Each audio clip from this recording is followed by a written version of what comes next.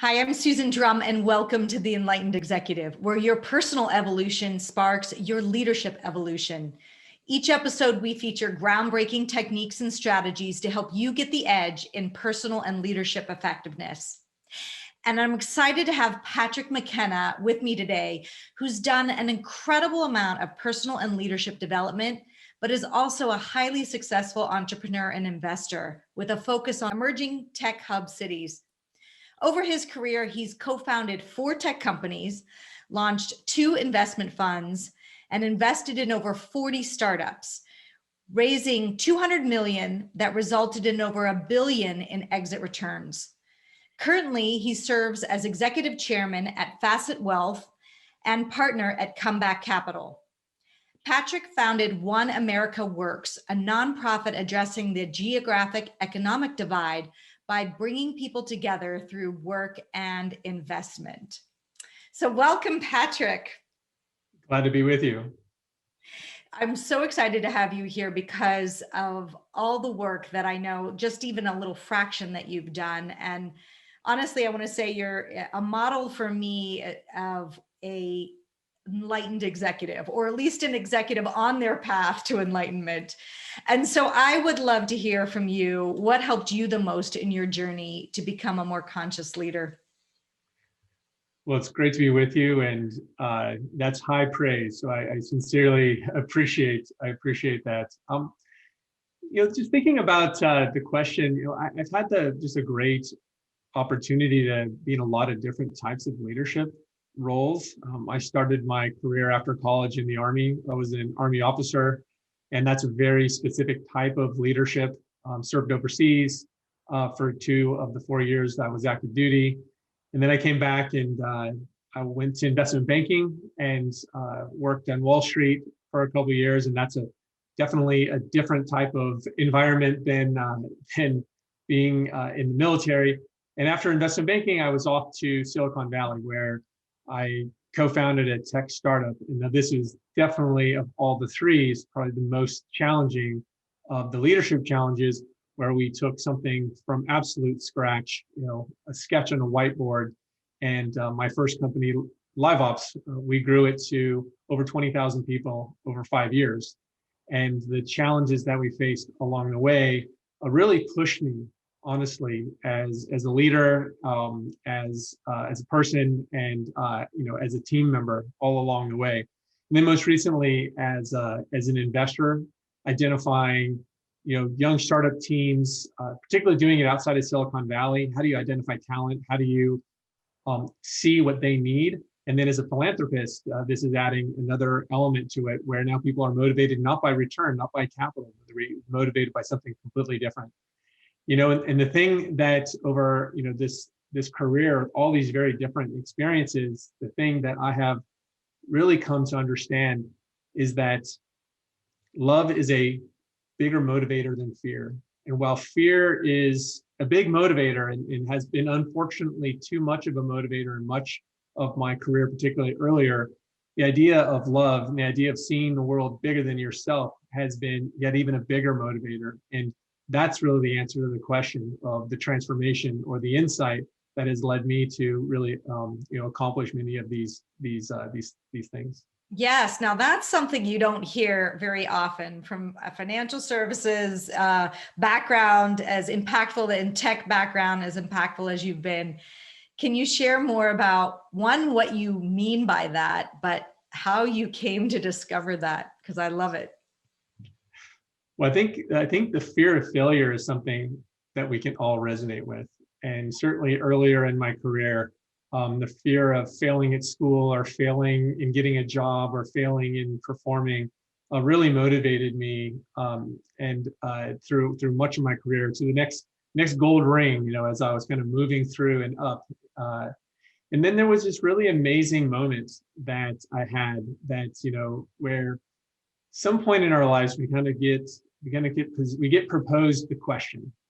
And for me, it was after selling my shares of a company that I co-founded, and kind of hitting kind of all of the material measurables that you'd be looking for, financial success, credit for success, an accomplishment that was objectively what I had set out to do. And this was the sale of my first company, Live Ops.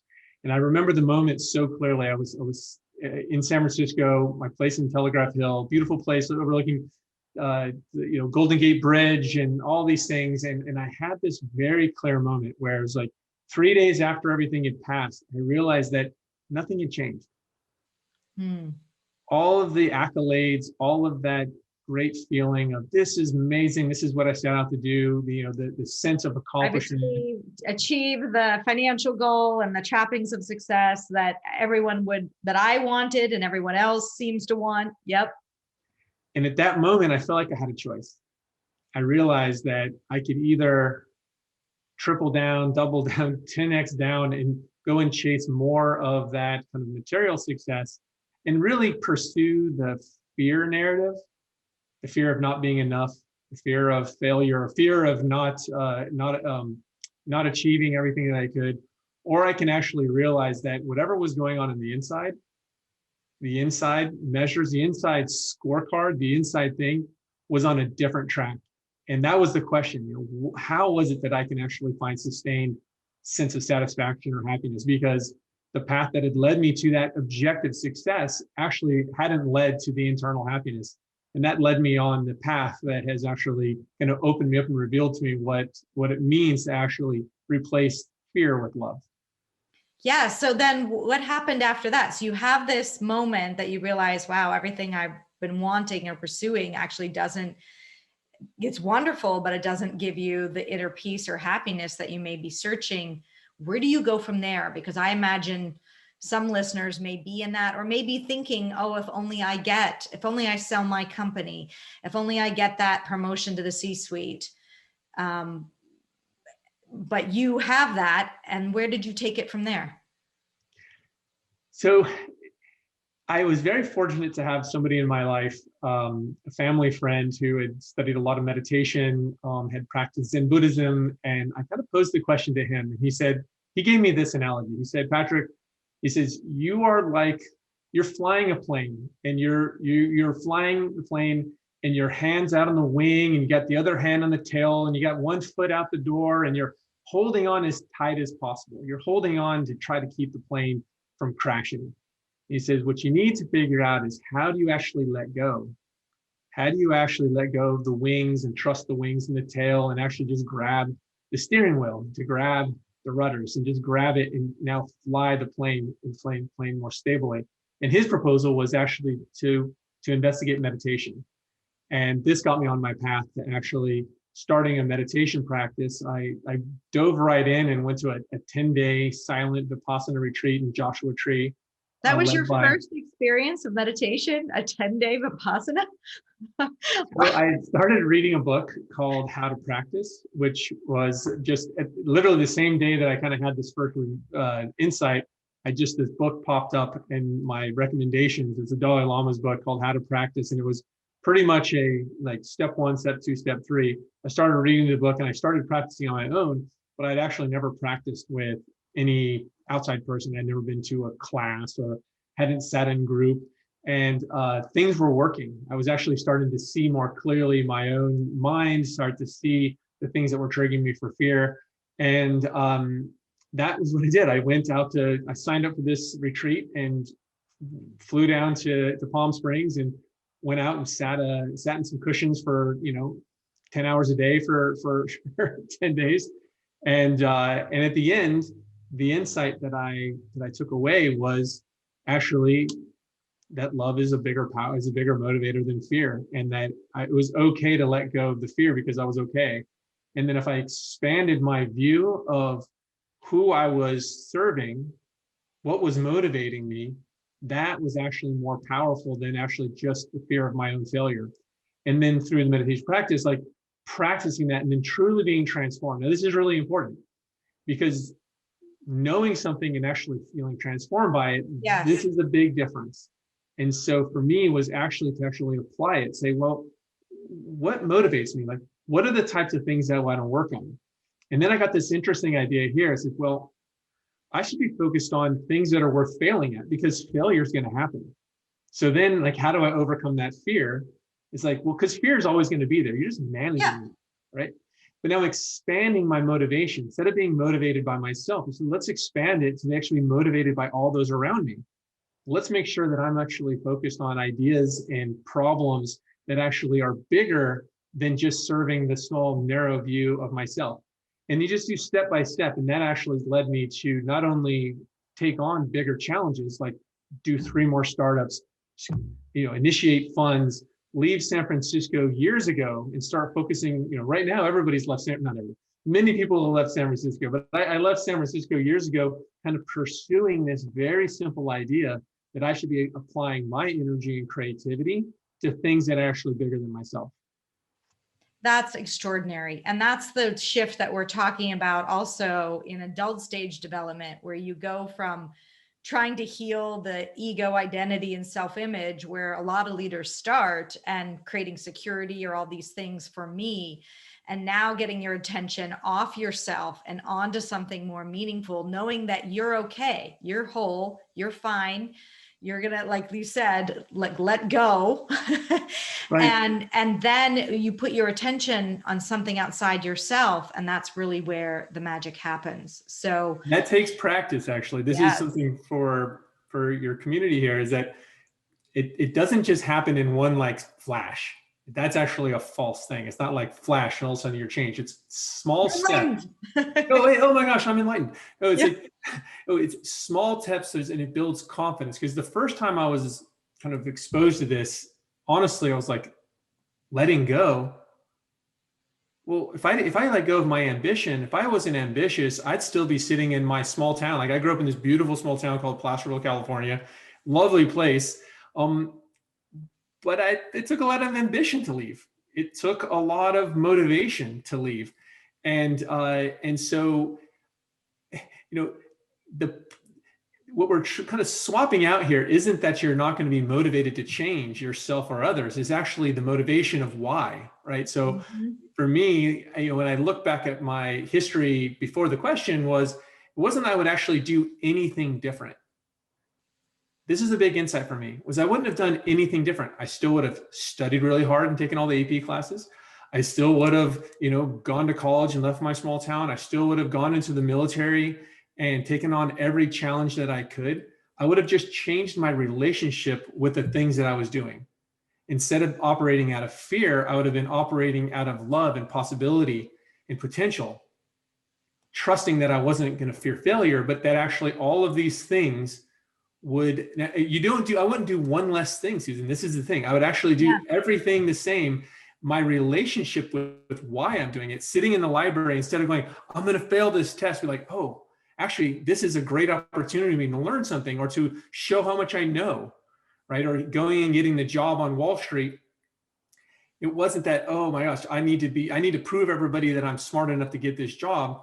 It's actually, I am smart enough to get this job. And this is a really great way to learn the skills that I'm going to need either in this career in finance or whatever I do next. And so this is really deep insight that I've tried to live with ever since. Is actually, I'm still ambitious, by the way. I still have a very long arc of trying to make change in the world. I've just changed my motivation. So you mentioned that this is an ongoing process. It's not a one shot, hey, I just determined this and therefore I'm going to live my life like this. What keeps you on track with that?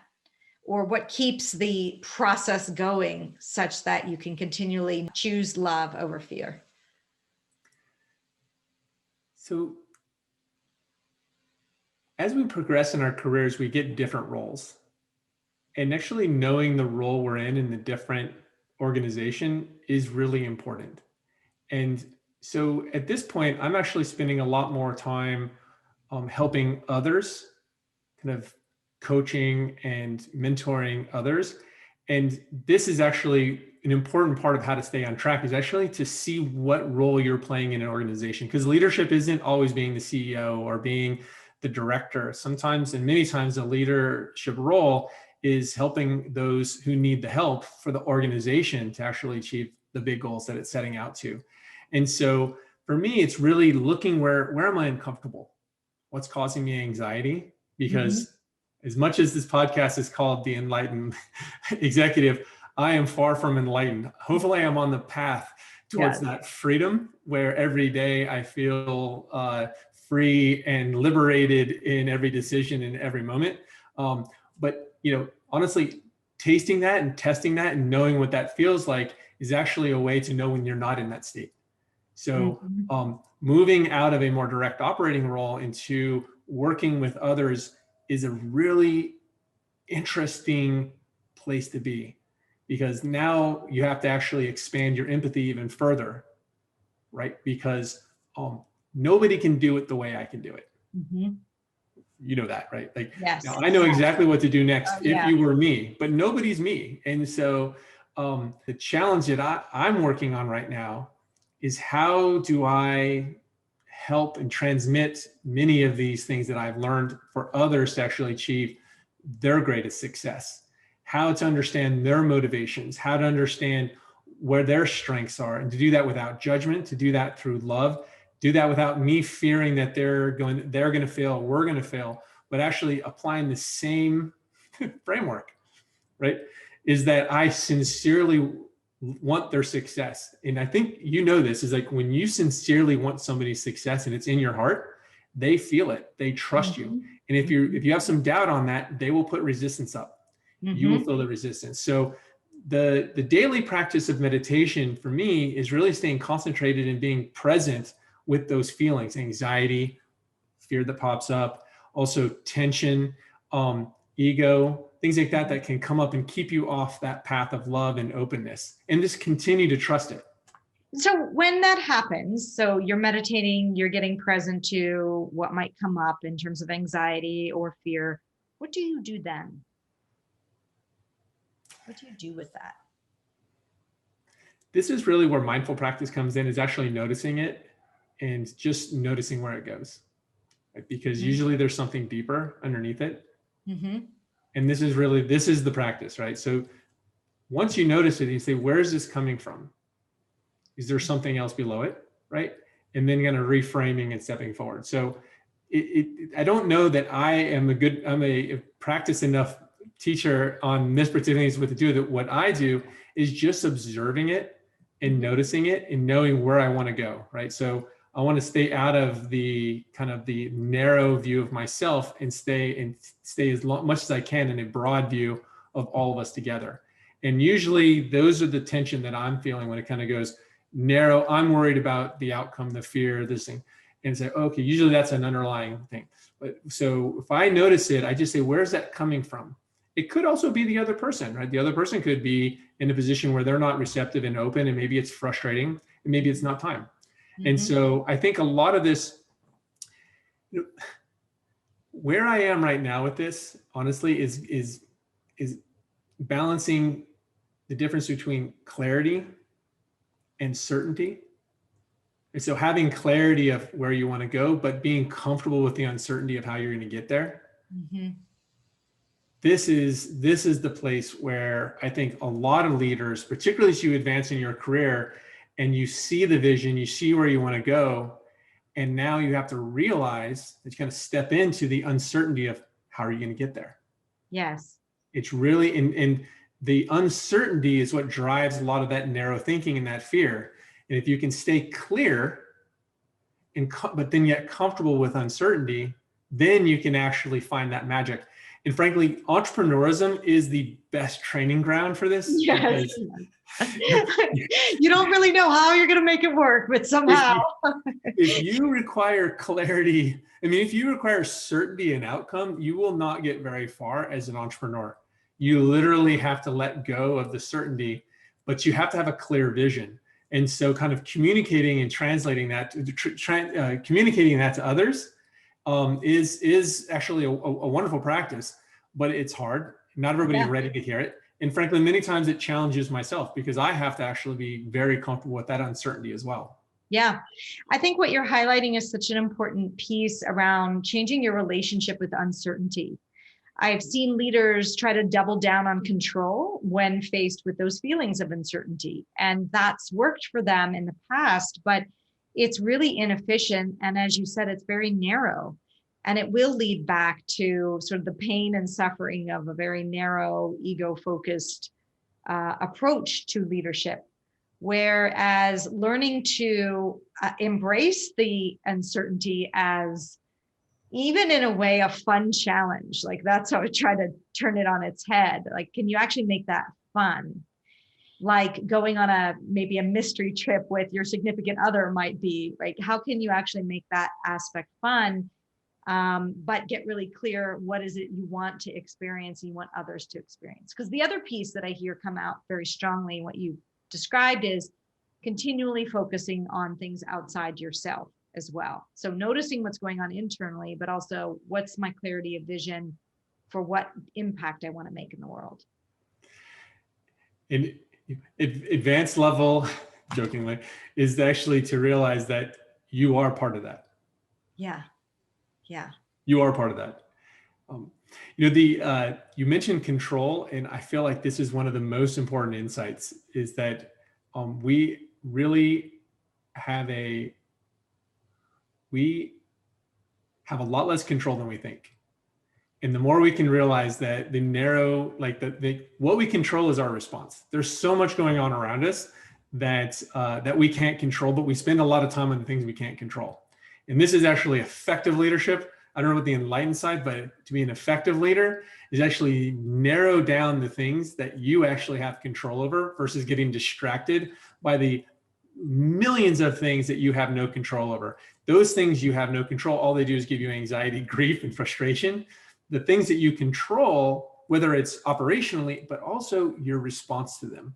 Mm-hmm. When a customer calls and doesn't sign the contract, okay, well, you have a limited amount of, you control how you respond to that. You can't get them to sign on the dotted line, yes, but you can control it. When you have an employee quit and you really need them for a project, you can't get them back in there. You can control only your response to it.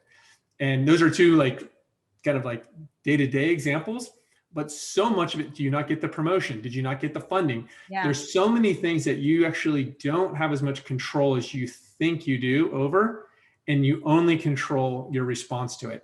And I think I know it sounds simple, but there's a deep insight in operating as a leader in this framework of focusing on the things that you control. And the thing you control the most is your response. Mm-hmm. Yes. And taking that moment. I mean, even to the point of people trying to control traffic. You think about getting frustrated and annoyed because you're stuck in traffic or somebody just cut you off. You can't control that. And yet we can get ourselves in such a tizzy about it. And you hear about some of the even more real road rage that occurs. All you can do, your efforts are better spent somewhere else because you can't actually control it. So that's getting frustrated about it, what's that doing for you, right? I mean, that's such a great way to practice this sense of okay, I'm getting frustrated because of the traffic. Okay, well, I have no control over it. Or maybe, what do I have control over? I can get off of this exit, or maybe I can make a phone call your mom. It's something you could do something else with the time, but getting frustrated with it is kind of a good metaphor for life. Traffic happens, and there's not a lot you can do about it typically. Yeah, it's how well you're going to surf that. So when you started down this path, what changed in your business then? Tell us a little bit about what your mission is now and why it's meaningful to you. So a couple of years ago, I realized that, so I was living in San Francisco and, had been, like a lot of people, at level of success as an entrepreneur. And, but I had spent a lot of time outside of Silicon Valley and working with entrepreneurs based in Baltimore and Atlanta, Portland, Maine. And I just realized there's so much talent out there. And it actually it suffers not only from lack of capital, but lack of access. And using this same kind of bigger perspective on myself, I probably could have stayed in Silicon Valley longer, found more deals, done more investments, and invested in that narrative. I actually looked a little bit broader and I said, well, what is it that's worth failing for me? And for me, it was actually to look at this broader insight to say that there's talent everywhere. There's an opportunity gap in the country where not everybody can come to Silicon Valley, but these talented people are all over. And what can I uniquely do to kind of broaden this perspective and help people in different places get access to capital, get access to knowledge networks? And so I kind of set out to do that with some investing, some angel investing, seed investing, building networks. And it just became more and more sophisticated to the point where I moved to Austin, Texas a couple of years ago to be closer to that market. In fact, my last company, the one Facet Wealth, which I'm executive chairman, started that initially in Baltimore, Maryland. And again, this is like non-obvious thinking, but I'm saying you apply. Here's the thing: applying these techniques lead to opportunity. Like, I'm here to be successful in business. I'm not your guru. Like, I am not here to actually write a book about self-help. I'm here to actually execute. I'm here to make better investments, to start companies that I care about, that I think are going to be financially massively successful, make change in the world that I think is going to be worthy not only of my time, but of my potential failure. And so kind of following that same kind of path that we talked about at the beginning has led me to take on more opportunities and actually, interesting, see things before they've come. Like, what happened in the last year during the pandemic? Everybody moved to everybody else. Like, remote work is everywhere. Capital is flowing to places like Pittsburgh and Nashville, and Austin is actually a boom town. And actually just following that same sentiment of like, where's the bigger perspective? How do I personally connect to it? Not saying like, I'm not trying to impress somebody by staying in Silicon Valley and doing a bunch of different things that other people would be impressed by. I think those are impressive, by the way, Susan, to be like an angel investor or early stage investor in those amazing companies. Amazing, terrific. And a lot of people should do it. For me, it was actually what motivates me. How do I apply my broader perspective to something that I uniquely have insight to? That led me to this investing, starting companies, and then ultimately starting a nonprofit called One America Works. And again, the idea there is there's talent everywhere. It's underconnected. It's undercapitalized. And if I can take what I know from Silicon Valley and expose more people in more places, then we can kind of bring the country together. We call, when America works together, America works. That was the insight. And it turns out to be a very good business model because there's talented people operating at lower costs with lower cost of living. And it's all kind of happening now. And so I think that's kind of the takeaway for the audience here is that living in this love motivation, and I mean love by like something bigger than yourself motivation, is actually a good investment thesis because you actually see the world more broadly. When we narrow our interests, we narrow our perspective. And so broadening it out. And then here's the thing that's hard, walking through that doorway and trusting it. Because I'll tell you, a couple of years ago, it wasn't so obvious that the investment thesis of investing in Austin and Baltimore and Pittsburgh was going to be the thing to do. Now, I don't know if it's going to be the thing to do 10 years from now, but it certainly feels like it's the right thing to do today. Yeah, absolutely. And so it allows you to create that visionary aspect that more enlightenment and less narrow focus will allow. So what's next for you on your enlightened journey? What are you working on personally or professionally in terms of your development? So the two things I kind of covered a moment ago is like really practicing clarity without certainty. And, I have set out this, what I think is a clear vision for myself of, bringing people together through work and investments, more people in more places participating in the modern economy as a way not only to create great businesses, but also to bring us together as a community, society. That's my clarity. How we get there. I started the nonprofit, doing a lot of action, writing articles, building networks. I started an investment fund called Comeback Capital, which is it's a scout fund to do early stage venture capital in kind of the heartland areas. Also did an opportunity zone fund to build affordable housing, raised $150 million for affordable housing in emerging tech hub cities. Who knows what's going to happen with all these things? This is the uncertainty, but all of these actions are leading towards that clarity. Well, where can people connect with you if they'd like to do so? LinkedIn, which is a great place. Also, One America Works has a newsletter. We have a couple things there. It's called The Midpoint.